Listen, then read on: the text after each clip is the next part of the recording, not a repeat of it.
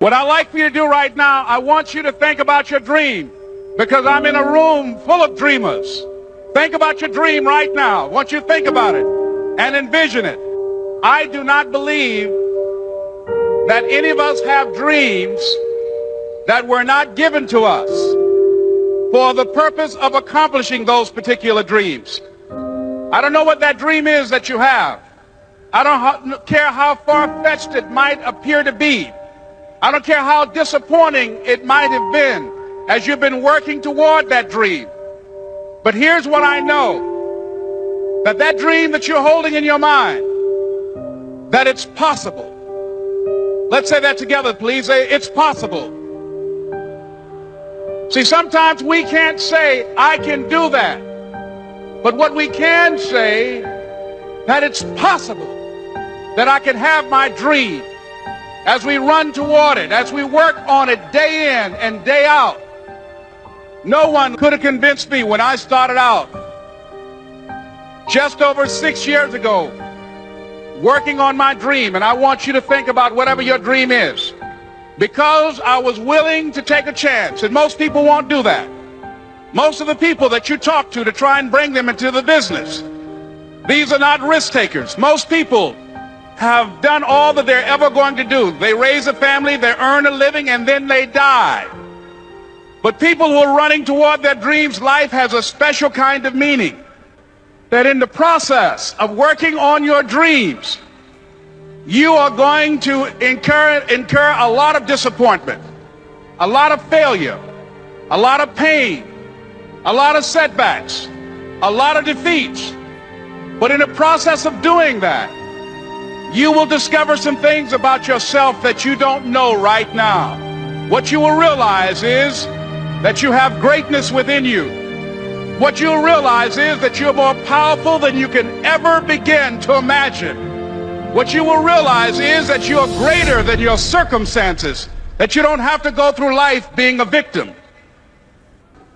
I don't have any college training, but I met a high school teacher who one day changed my life. I was waiting on another student, and when he came in, he said to me, young man, go to the board and write what I'm about to tell you. And I said, I can't do that, sir. He said, why not?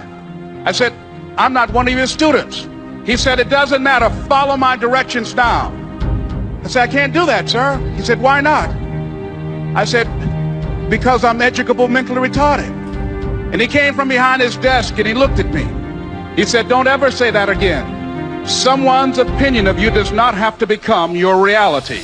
And that man, Mr. Leroy Washington, did something for me. He started planting seeds in my mind that enabled me to begin to dream, as Dexter has been doing for you. And ladies and gentlemen, I started working on my dream. And most people don't work on their dreams. Why? For many years I didn't. One is because of fear. The fear of failure. What if things don't work out? And the fear of success. What if they do and I can't handle it? The other thing is that most people, ladies and gentlemen, they get comfortable. They stop growing, they stop working on themselves, they stop stretching, they stop pushing themselves, and they end up becoming very cynical about life, and they throw in the towel on themselves, on their families, and on their dreams. And the other thing is that most people don't feel worthy. What I'm doing now, I could have been doing years ago. But because I did not have a college education, because I didn't believe in myself, because I allowed other people's opinion of me to control my destiny, I didn't act on my ideas. So I applaud you for your dreaming, for your running toward your dream. I applaud you for believing in yourself, because that's what life is about, stretching and challenging, looking for ways that you can begin to improve yourself. I'm saying to you, your dream is possible. Your dream is possible. But not only is it important that you believe and begin to know that it's possible for you to live your dream as you run toward it, but I've done something that I want to share with you called Choosing Your Future. In fact, I've developed a set of tapes talking about how to begin to create your own reality by choosing your future. And not only is it important for you to know it's possible for you to choose your future, but it's necessary that you work on yourself, that you develop yourself. It's necessary that you get the energy drainers out of your life, people who don't want anything. It's necessary to know that everybody won't see it, that everybody won't join you, that everybody won't have the vision. It's necessary to know that a lot of people like to complain, but they don't want to do anything about their situation, that you are an uncommon breed. You know, you have to know within yourself that I can do this. Even if no one else sees it for me, I must see it for myself.